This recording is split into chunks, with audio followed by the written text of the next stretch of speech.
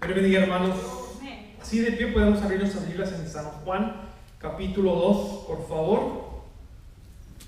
Juan, capítulo 2, vamos a estar leyendo el versículo 13 al 17. Si no tienen Biblias, hay Biblias atrás, prestadas, después las pueden regresar. San Juan, capítulo 2, versículo 13 al 17. Primero lo vamos a leer en la Reina Valera y después cuando esté en el mensaje la voy a leer en la versión actual. La tenemos todos. La palabra de Dios se lee en el nombre del Padre, del Hijo y del Espíritu Santo. Estaba cerca la Pascua de los judíos y subió Jesús a Jerusalén y halló en el templo a los que vendían bueyes, ovejas y palomas y a los cambistas allí sentados, y haciendo un azote de cuerdas echó fuera del templo a todos y las ovejas y los bueyes, y los esparció las monedas de los cambistas y volcó las mesas y dijo a los que vendían paloma: quitad de aquí esto y no hagáis de la casa de mi padre casa de mercado. Entonces se acordaron sus discípulos que está escrito: el celo de tu casa me consume. De esta misma manera vamos a estar orando para que Dios dirija y nos haga entender su palabra. Altísimo Dios que estás en el cielo, te alabamos, bendecimos tu nombre. Eres grande, eres poderoso, eres digno, mi Dios. Te hemos alabado, te hemos glorificado. Ahora nos toca escuchar tu palabra. Sea usted hablando, mi Dios, a través de mi vida. Sea usted, Espíritu Santo, haciéndonos conocer tu palabra, haciéndonos entender tu palabra. Queremos que usted nos hable en nuestros corazones. Queremos que usted nos hable en nuestras mentes. Reprendemos toda cosa que quiere venir a interrumpir este servicio, que quiere venir a interrumpir a que aprendamos, a que escuchamos tu palabra. Reprendemos a Satanás y a sus demonios, todo espíritu satánico, todo espíritu diabólico, todo espíritu que quiera venir a interrumpir nuestros medios. Lo reprendemos en el nombre de Jesús. Si usted tocando las vidas, los corazones, las mentes, si usted aclarándonos tu palabra, si usted moviéndose de una manera especial. Y una vez más oramos por la pastora, sea tu mano santa y poderosa sobre su vida, mi Dios, y sobre la vida de cualquier otra persona, mi Dios, que está aquí o que tal vez está en su casa, que está padeciendo por una enfermedad. Sea usted sanando, mi Dios, sea usted libertando, mi Dios, sea usted quitando toda dolencia, toda tristeza, mi Dios, toda perturbación, mi Dios, toda depresión, toda cualquier cosa que haga en las vidas de tus hijos, mi Dios. Sea usted sanando, libertando, mi Dios, sea usted contestando las peticiones. Te lo pedimos en el nombre de Jesús. Amén y amén. ¿Se pueden sentar? Espero que todos tuvimos hoy un buen domingo. No se ha terminado este día, pero espero que la hemos pasado bien. Le damos gracias a Dios por un día más de la semana. Le damos gracias a Dios porque estamos aquí en su casa. Es muy importante estar en la casa de nuestro Dios. Y en este día quiero estar hablando sobre algo muy importante. Le puse como título: cuidando la casa dedicada a Dios. Sabemos que esta casa es dedicada a Dios. Sabemos que un templo, una iglesia, es dedicada a Dios. Y en este día vamos a estar hablando de la importancia de cuidar la casa, el templo de Dios. Cuando esté hablando de este mensaje, porque muchas personas tal vez que conocen la Biblia van a tener en sus mentes Hechos 17:24. Y con esto quiero que ustedes tengan esto en su mente. Lo vamos a explicar de una manera muy bien para que usted no tenga confusión. En este pasaje que Dios menciona que Dios no habita en templo hecho de mano de hombre. Eso es lo que dice Hechos 17. Y esto es lo que dice este pasaje para que ustedes miren qué dice Hechos 17:24. Dice: el Dios que hizo el mundo y todas las cosas que hay en él, que en él hay, siendo Señor del cielo y de la tierra, no habita en templos hechos por mano humanas. Esto es lo que dijo el apóstol Pablo cuando estaba entre el medio de los griegos, que habían templos, que habían estatuas, lugares dedicados con los nombres de los dioses de aquella ciudad. Y en eso había un lugar dedicado al Dios desconocido. Y Pablo les predicaba a ellos y les predicaba de ese Dios desconocido, que ellos sabían que había un Dios desconocido, pero no sabían quién era ese Dios desconocido. Con esto lo que dijo Pablo no significa que la presencia de Dios no habita en las iglesias. Eso no significa eso. Bíblicamente hablando, Jesús dijo en Mateo 18:20, porque donde hay 2 o 3 reunidos en mi nombre, ahí estoy yo, en medio de ellos. Porque cuando nosotros estamos reunidos, sea en la casa de Dios o sea en nuestra casa, con el propósito de alabar su nombre, Él va a estar allí. Pero mucho más, Él va a estar en la casa dedicada a Él, en la casa donde se ha dedicado para alabar y glorificar su nombre. Y espero que conozcamos el significado de venir a la iglesia. Hay significados para cada cosa. Uno va a la escuela. ¿Y cuál es el significado de ir a la escuela? De aprender. Ese es el significado de ir a la escuela. ¿Cuál es el significado de ir a un restaurante? A comer. Uno va a comer. ¿Cuál es el significado de ir a una tienda? El propósito de una tienda donde venden cosas de comida es para comprar, para llenar, almacenar el refrigerador. Uno va a ir a esas tiendas, al supermercado, para comprar la comida necesaria para cocinar. Uno cuando ocupa ropa, ¿a dónde va uno? Va a las tiendas donde venden ropa. ¿Para qué? Para comprar su ropa. Esas tiendas, esos lugares tienen significado específico para que el consumidor o porque la persona vaya y haga lo que se debe hacer en esos lugares. Uno va a la playa, ¿para qué? Uno a veces quiere ir con sus hijos a mojarse en la playa. Unos a veces quieren ir a comer en la playa, que hay restaurantes en la playa. Uno cuando se junta en un lugar de una librería, uno va para estudiar. No pueden hablar, hay gente que hablando, pero usted está en la librería y está hablando, hay alguien que está estudiando que de repente va a estar escuchando shh, shh, y si usted no se calla, va a venir la persona que trabaja en la biblioteca y le va a decir, por favor, baje la voz, si no sale afuera y hable afuera. ¿Por qué? Porque en todo lugar hay un propósito y espero que ustedes conozcan el significado y el propósito de venir a la iglesia. No venimos aquí para ninguna otra cosa, sino para rendir culto a nuestro Dios. Ese es el significado de venir a la iglesia. Ese es el propósito específico de nosotros venir a la iglesia. Uno viene a la iglesia para alabar a Dios, para cantarle cánticos a Dios, para darle cánticos de alegría, de agradecimiento a Dios. Y esto lo podemos mirar en Nehemías capítulo 12, versículo 46 al 47. Que desde antes, nos dice ahí, que desde antes que David y Asaf ya habían director de cánticos. ¿Para qué? Para cantarle a nuestro Dios.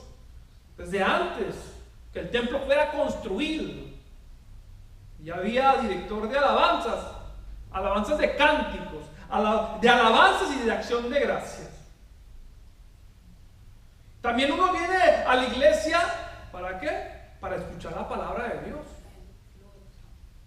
Podemos mirar que en Lucas capítulo 4, versículo 17, cuando Jesús está en el templo, a él se le da el libro de Isaías. ¿Para qué? Para que él lea el libro de Isaías. Y cuando acaba de leer el libro de Isaías, el capítulo de Lucas 4 en adelante, el versículo 17 en adelante, nos dice que la gente se quedó fijada en Jesús esperando que lo explicara. Uno viene a escuchar palabra de Dios, a escuchar su palabra, que es la Biblia, y a ser explicada. Uno viene también a la iglesia para atender asuntos relacionados con el cuerpo de Cristo. Cualquier cosa que afecte al cuerpo de Cristo se atiende en la iglesia, con la administrativa, con la gente, los diáconos, con el obispo, con el pastor, para atender asuntos muy importantes, para exhortar, para disciplinar, para perdonar y para elegir directiva o elegir personal de la iglesia. Pero el punto de venir aquí es de pedirle dirección a Dios.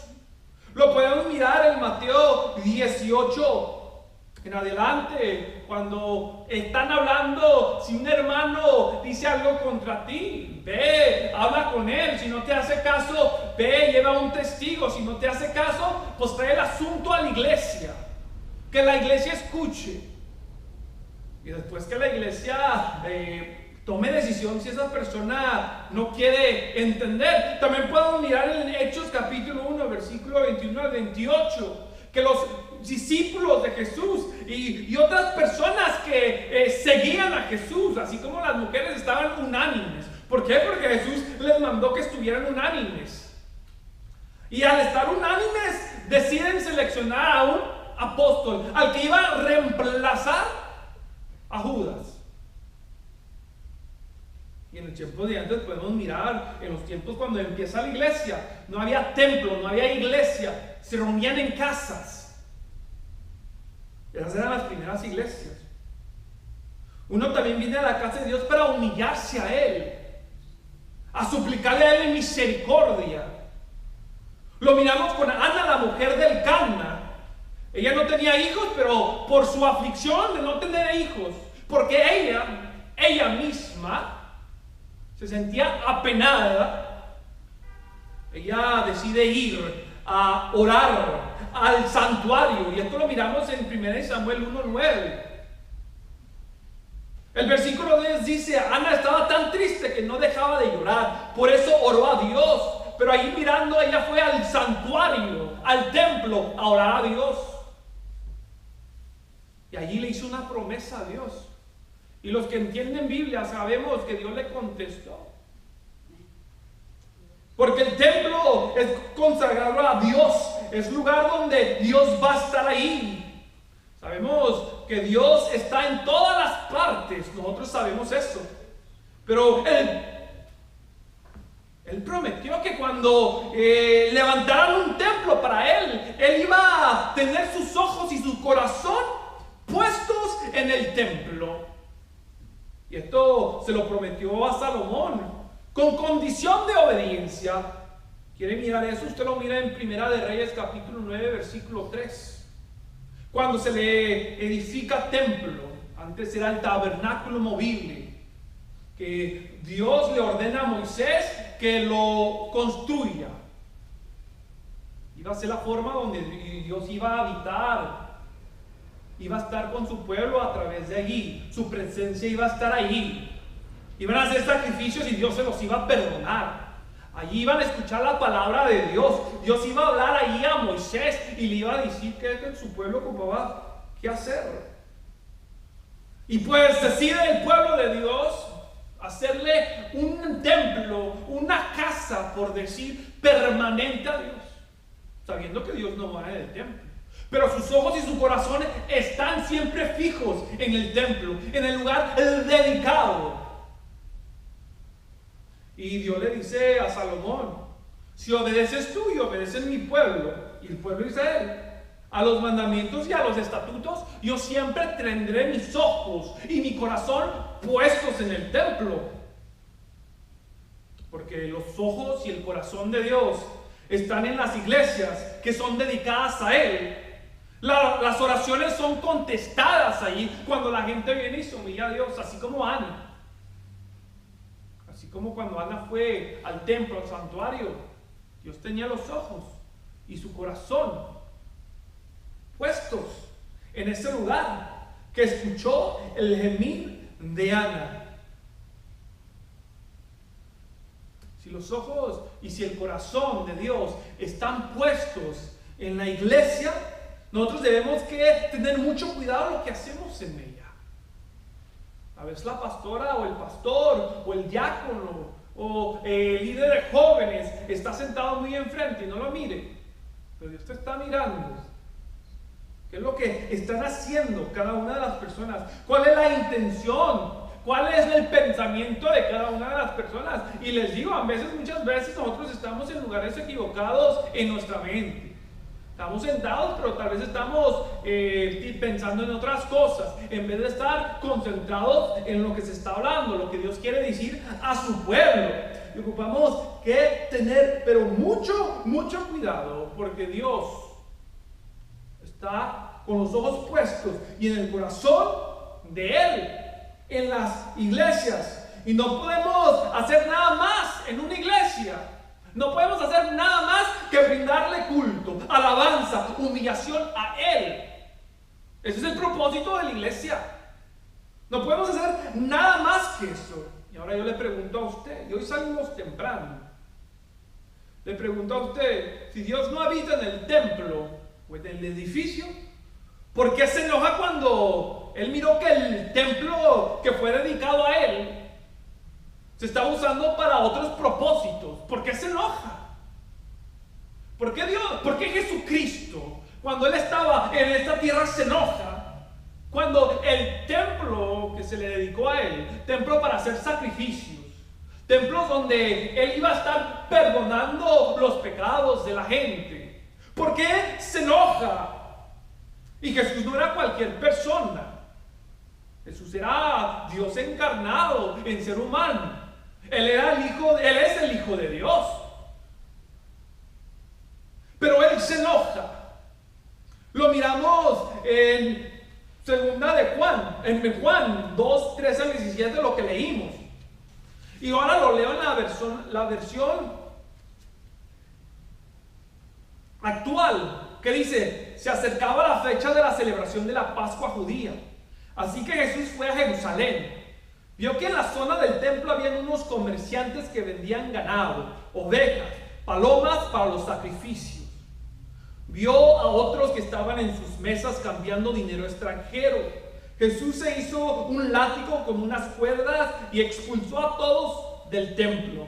Echó las ovejas y el ganado, arrojó por el suelo las monedas de los cambistas y los volteó las mesas. Luego se dirigió a los que vendían palomas y les dijo: saquen todas esas cosas de aquí. Dejen de convertir la casa de mi padre en un mercado. El versículo 17 dice: al ver esto, los discípulos recordaron el pasaje de la Biblia que dice: el amor que siento por tu templo me quema como un fuego. Aquí podemos mirar que Jesús va a Jerusalén. No era cualquier tiempo, era el tiempo de la Pascua, donde mucha gente iba a Jerusalén, donde mucha gente judía, israelita, que vivía en otros lugares, bajaba a celebrar la Pascua en Israel.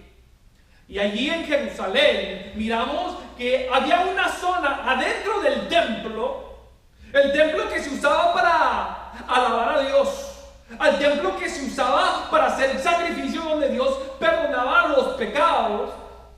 Había una zona donde habían comerciantes.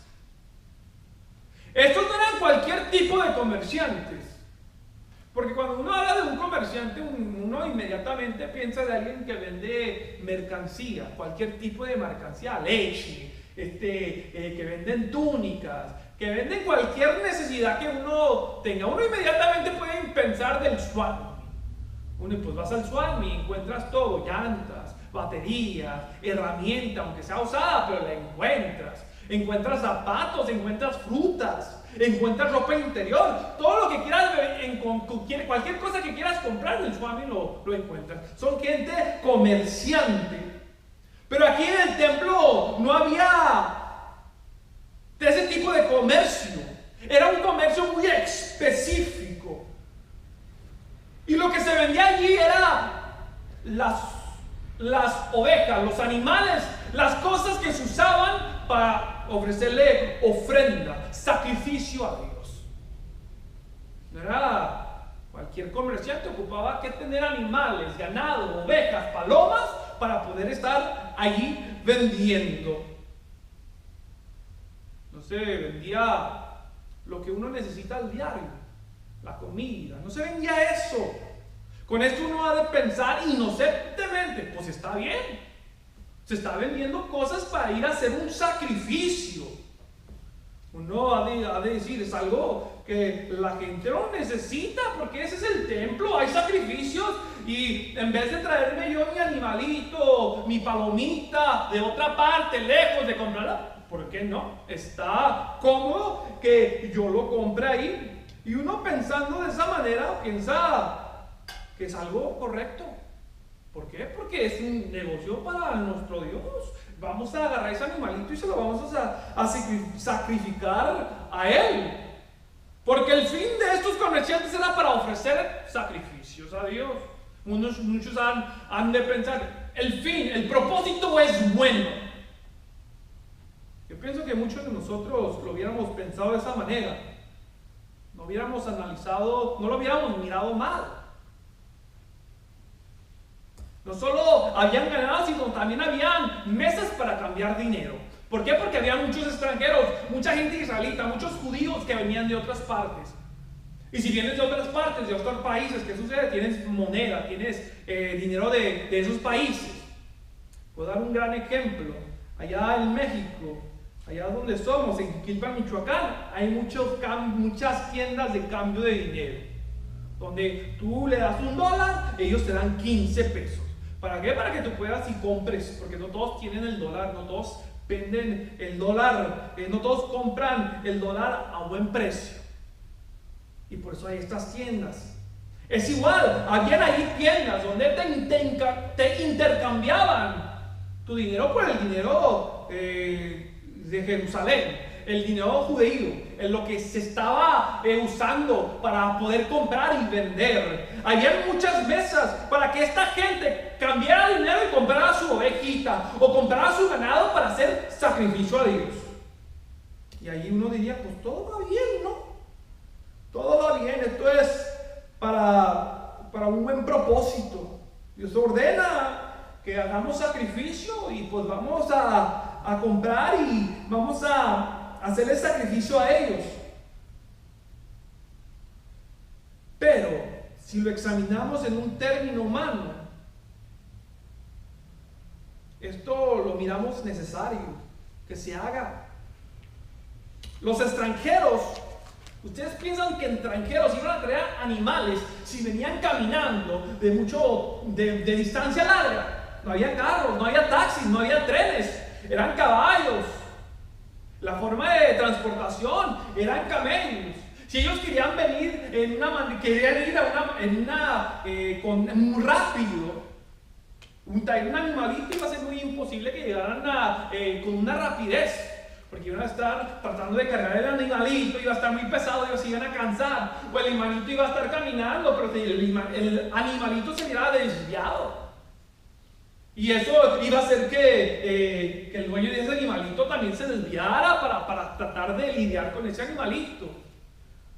Humanamente, eso era muy pesado para un extranjero que tal vez hubiera durado 10 días de camino. Porque no nomás ellos tenían que alimentarse, sino también tenían que alimentarse al corderito, al ganado.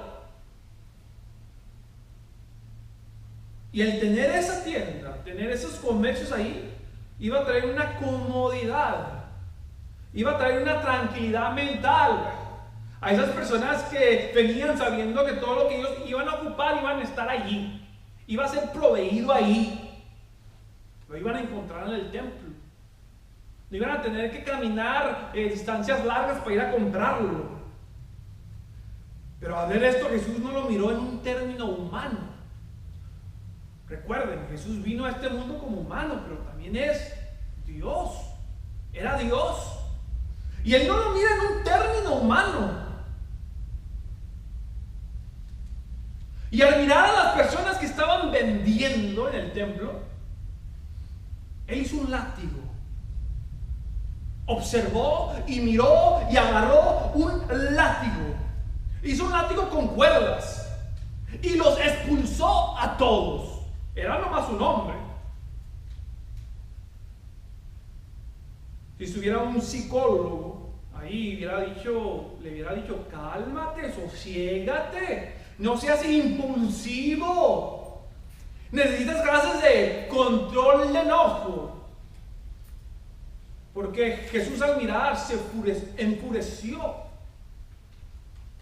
Para poder sacar a la gente, a los comerciantes de un lugar donde se les asegura plata, donde se les asegura buena clientela, para poder sacar a esa gente es muy difícil. Sacarla a esa gente en una manera muy pasiva. Por favor, vete de aquí, no se hace eso. La persona no está pensando en salirse. La persona está pensando, hay muchos clientes. Me voy a llenar mi bolsillo, me va a salir, voy a tener muchas ganancias. No se podía hacer a la gente salir de una manera muy pasiva. Inclusive voltear las mesas con dinero. Si hay bastantes mesas, unas cuantas mesas, si yo vengo y las volteo, los otros ya van a estar bien cuidadosos. Usted está loco, está volteando las mesas. Van a estar muy cuidadosos para impedirme que yo hubiera volteado las mesas o impedir que Jesús hubiera volteado las mesas. Y analizando en este pasaje puedo mirar que Jesús estaba enojado. No pudo hacer esto pasivamente, porque no lo hubieran dejado arrojar las mesas y no lo hubieran dejado arrojar, sacar las ovejas y el ganado con los dueños del templo. No lo hubieran dejado. Una persona enojada con un látigo que se le acerque, uno lo piensa. Una persona huye porque dice, muy posible que me va a pegar. Es muy posible que me vaya a causar daño. No le estoy diciendo que Jesús les pegó. Yo no sé si les pegó o no les pegó. Pero la Biblia dice que él agarró un látigo y que sacó a la gente que humanamente hablando uno pensaría que lo que estaban haciendo era lo adecuado. Pero a Jesús no le gustó esa idea. Porque la casa de su padre tenía un propósito específico. No era un lugar donde la gente viene y compra. No era un lugar donde se cambian monedas. Y después de sacar a la gente de los ganados, en el versículo 16, le dice a la gente de las palomas, y lo leemos donde dice, luego se dirigió a los que vendían palomas y les dijo, saquen todas estas cosas de aquí y dejen de convertir la casa de mi padre en un mercado. Jesús fue directo. Él dijo, este lugar no es para vendimia, este lugar es de mi padre, es dedicado a mi padre y es dedicado para hacer cosas específicas que se hacen en un templo. ¿Por qué hizo todo esto Jesús? Pregunto. La respuesta la miramos en el versículo 17. Los discípulos pudieron entender por qué Jesús había hecho esto. El versículo 17 dice, entonces sus discípulos recordaron la profecía de las escrituras que dice, el celo por la casa de Dios me consumirá. ¿Por qué tenía que enojarse Jesús si lo que ellos estaban haciendo era algo que contribuía a los sacrificios que hacían para Dios? ¿Por qué se tenía que enojar él? Inclusive, ¿por qué enojarse si Pablo dijo que en Hechos que Dios no moraba en templos hechos de mano de hombre? ¿Por qué se tenía que enojar Jesús? Se enojó porque el templo fue dedicado a Dios. El templo no era de nadie, sino era de Dios. El tabernáculo movible que Dios ordenó a Moisés que construyera se cambió por un tabernáculo, por un templo permanente. Ese templo fue para hacer lo que Dios ordenaba. Dios dio instrucciones específicas a su pueblo y en ese templo se ejercían esas instrucciones que se les había dado. Dios fue que les ordenó a su pueblo, Dios les mandó a su pueblo a que hicieran el tabernáculo. No fue Moisés que lo quiso hacer, sino fue Dios que se lo ordenó a él. Haz el tabernáculo. Y le dio las medidas, le dio todo lo que iba a hacer, el diseño, todo lo que iba a haber, los instrumentos. Dios se lo especifica. Y después David quería construir el templo, en vez que fuera movible, él quería construir un templo permanente, donde no se movía, donde la gente podía ir directamente allí para alabar, para sacrificar. Pero Dios no le permitió a David construir templo, se lo permitió a su hijo Salomón. Salomón construye templo. Y en ese templo que Salomón construyó, ahí se lo dedicó a Dios. Y ahí Dios le promete que lo iba a bendecir, que los iba a escuchar, que si ellos obedecían, que si ellos obedecían los mandatos y los estatutos que les había ordenado, Él siempre iba a tener sus ojos puestos y su corazón puestos en el templo. Eso significa que si hay alguien haciendo sacrificio, si hay alguien pidiendo perdón a Dios, Dios iba a escuchar. ¿Por qué? Porque sus ojos iban a estar mirando y su corazón iba a estar ahí atento. Que si alguien estaba llorando por un hijo, por una hija, por una necesidad, Dios iba a tener los ojos muy atentos. Eso es lo que se le prometió a Salomón. Pero porque el pueblo de Israel no obedeció, el templo fue destruido. Pero después, una vez más, el templo fue reedificado. Y el mismo propósito que se usó el templo en los tiempos de Salomón, el mismo propósito que se usó el tabernáculo, de esa misma manera se usó el templo la segunda vez que fue reconstruido,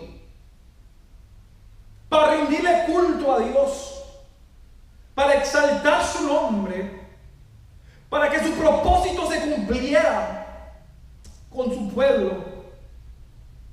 Ahí Dios iba a escuchar a su pueblo. Ahí Dios iba a hablar.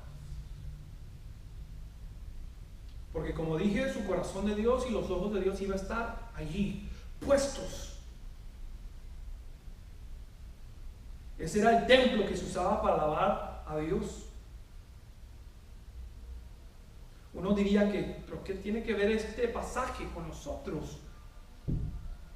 En Tito, Pablo le escribe y le ordena a Tito, la carta de Tito. Pablo le escribe y le ordena a Tito y le dice: ve y en cada ciudad pon un obispo, pon un anciano, pon un pastor para cuidar ovejas, en cada ciudad.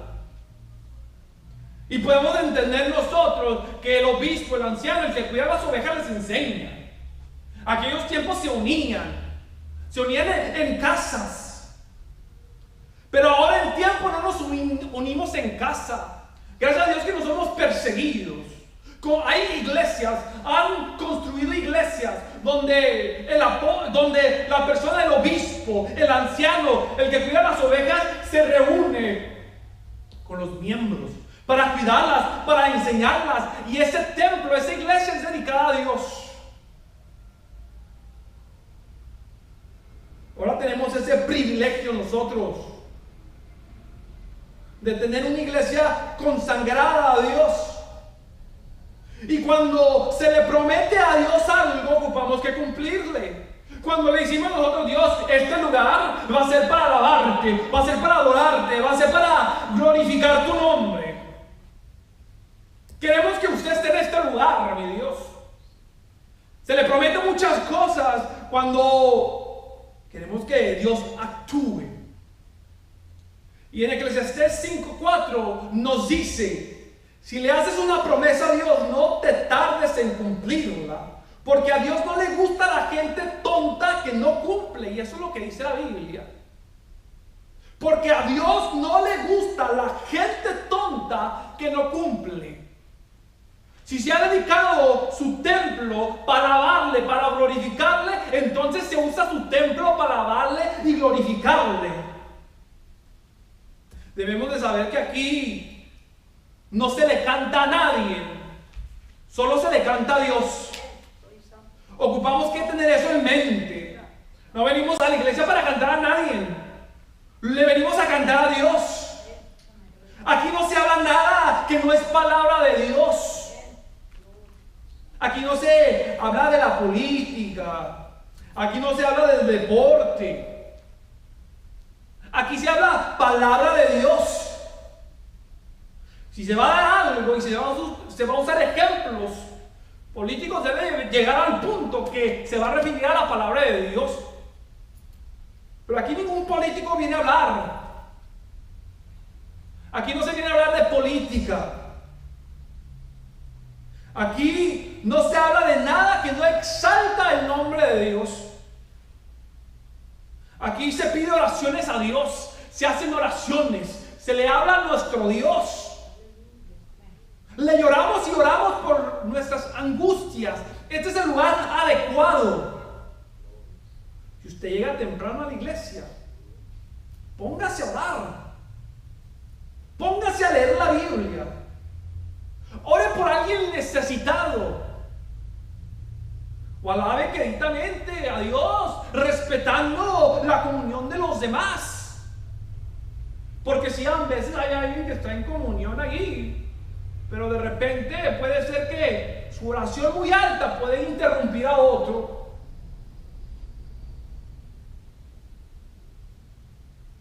Si usted quiere hablar de algo que no es relacionado con el alabar, con el glorificar a Dios, no es relacionado con la función que se hace en una iglesia, sálgase afuera.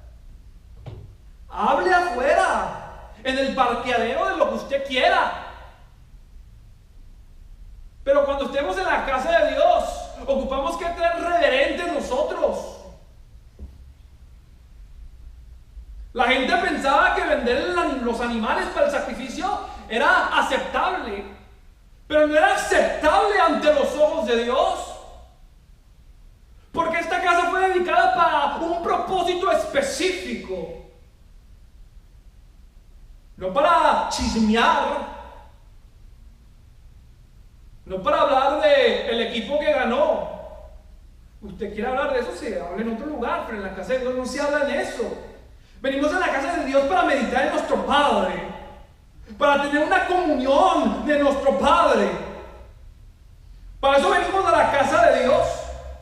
¿Acaso usted va a la escuela y usted se pone a orar? Inclusive ya quitaron las oraciones en las escuelas. No se permite eso en la escuela. ¿Acaso usted va al supermercado y de repente se hinca y levanta sus manos y empieza a cantar: me levanto mis manos cuando no tenga fuerzas? No. Lo hace la gente, va a decir: está loco. Inclusive si lo viera un hermano, le diría: hermano, está asustando a la gente. Esto no se hace aquí, hay que ser sensatos, hay que tener inteligencia. Se van a burlar de usted. Hay lugares para hacer ciertas cosas. No esté chequeando su cuenta social en la iglesia. No esté chequeando su Facebook en la iglesia. No es tiempo para hacer eso. Si no trajo su Biblia y va a chequear su Biblia por el teléfono, está bien, sea honesto, Dios lo está mirando. No se viene para eso. Tampoco esté texteándole a nadie, porque no se viene a textear. Si usted tiene una urgencia y le llamaron por teléfono, salga hacia afuera y conteste el teléfono y hable quedito. No esté gritando que no queremos escuchar lo que está hablando usted. Porque es muy posible que uno de nuestros hermanos vino con una gran necesidad, que lo que usted hace puede contristar, lo que usted hace puede quitar la comunión del hermano. Así como cuando usted viene con una necesidad, usted quiere que Dios se la supla, que Dios le conteste, que oren por usted. Tal vez usted vino, pero no vino con una necesidad. Piense en los demás. Tal vez el hermano que está sentado al lado de usted vino con una necesidad. Esté usted en comunión en ese momento, durante todo el servicio. Escuche la palabra de Dios. Y también en el tiempo de oración, ore, pida a Dios por sus hermanos que tal vez están pasando por una angustia, por una prueba. Si no aquí, tal vez en otros países, en la África, en la Asia, en Europa, donde hay muchos hermanos perseguidos. Ellos necesitan de nuestras oraciones. Y si Dios tiene los ojos aquí en su templo, si tiene su corazón delante de su templo, al pedirle Él los va a escuchar, iglesia. Sean considerados con sus hermanos y demuéstrele el amor del prójimo. Dios dice que amemos al prójimo. Amémoslo de esa manera. Estemos nosotros en una unidad para que Dios sea grande y conteste las peticiones. Dios quiere que su pueblo sea unido. Dios nos salvó individualmente, pero Él viene a recoger a una iglesia. No nomás viene a recoger a cierta persona, no. Él viene a recoger a una iglesia. Que no se hable de fiestas. Eso se habla afuera. Hay tiempo para todo. Usémoslo adecuadamente. Cuando estemos en la casa de Dios, usemos el tiempo adecuadamente. Para darle a Dios lo que es de Dios. Y afuera le damos a César lo que es de César. No le robemos el tiempo que tenemos para alabarle. Porque, y sean honestos, seamos honestos. ¿Cuánto tiempo nosotros dedicamos en la casa para tener una relación con Dios? ¿Cuánto tiempo usted está orando? A veces sucede esto.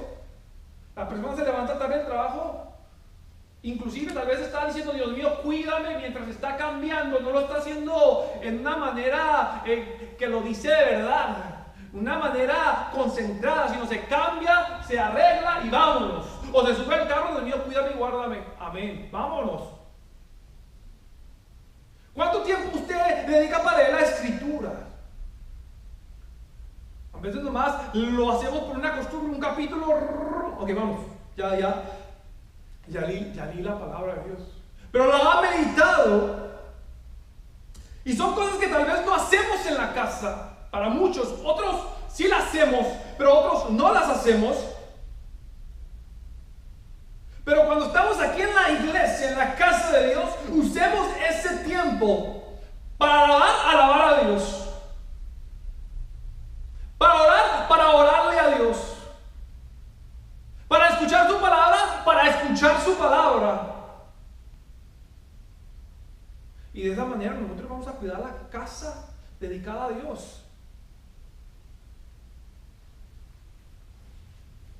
Si Jesús, siendo Dios, se enojó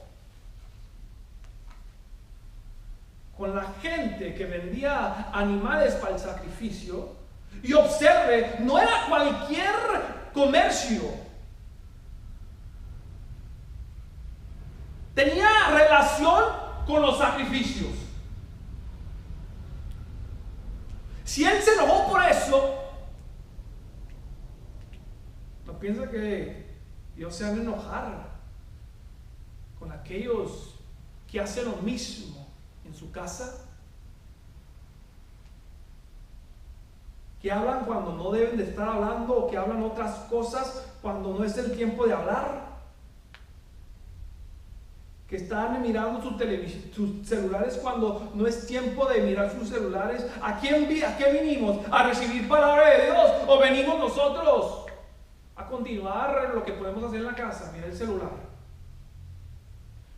Dios quiere hablar a su pueblo y ocupamos que estar atentos a su pueblo. Y para que Dios tenga los ojos permanentemente en este templo, ocupamos que obedecerle. No hay que contristarlo. Oremos. Altísimo Dios que estás en los cielos, te alabamos, te glorificamos. Usted es bueno, usted es poderoso, usted es digno. Usted merece toda la reverencia. Usted merece toda, mi Dios, la honra, mi Dios. Usted no es cualquier cosa. Usted es el que formó a la humanidad, mi Dios, que formó al universo, el que nos creó, mi Dios. Usted es el siempre, mi Dios, el de hoy, el de ayer, y para siempre será usted. Que podamos nosotros entender que cuando vengamos a tu casa es para alabarte y adorarte, mi Dios. Que no le robemos tu tiempo, el tiempo de la alabanza, de la adoración, de la lectura de tu palabra, del orar, mi Dios, del escuchar tu palabra. Que no te robemos ese tiempo, mi Dios. Que nos podamos, mi Dios, unir como hermanos, mi Dios, a una sola voz, mi Dios. Alabarte, adorarte, a conquistar tu presencia, mi Dios. Porque no es el pastor, no es el diácono, no es el evangelista que da tu presencia.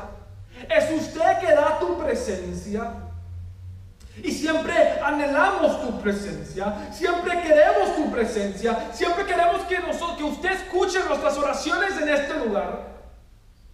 Queremos que siempre usted nos hable tu palabra en este lugar, mi Dios. No queremos sentir, mi Dios, un ambiente opaco, sino queremos sentir tu presencia en este lugar. Que cuando estemos en este lugar no nos queramos salir de tu casa, mi Dios. Que anhelemos a cada momento tu presencia. Que la persona que entra, mi Dios, tu presencia la transforme. Que sea tu Espíritu Santo convenciéndola, mi Dios. Que no sea una emoción de gritar, que no sea una emoción, mi Dios, que se está haciendo algo que no es tu voluntad, sino que sea siempre tu voluntad que se haga en este lugar. Porque cuando usted convence, mi Dios, nadie desconvence. Y no lo queremos contristar. Sea usted tocando las vidas, los corazones, las mentes. Que le amemos a usted, que nos humillemos a usted, mi Dios. Que tengamos ese gozo como tuvo David al llegar a la casa de Dios. Porque lo conoceremos más. A estar cerca de usted, a escuchar tu palabra, lo conoceremos más y lo queremos conocer más. Así aumentará nuestra fe, mi Dios. Queremos tener una fe grande, mi Dios. Ayúdanos, bendíganos en todo, mi Dios. Gracias por tu palabra que nos has dado en este día. Y seguimos pidiendo por la pastora, cuídala, guárdala, protégela, sánala, dele fuerza, dele ese ánimo, restaura, mi Dios, su salud, mi Dios. Lo pedimos de una manera especial. Y cualquier hermano que esté enfermo aquí o en su casa, mi Dios, da la salud, mi Dios, necesaria para hacer lo del diario vivir. Te lo pedimos, mi Dios. Amén y amén. Le paso la parte a la persona que le corresponde.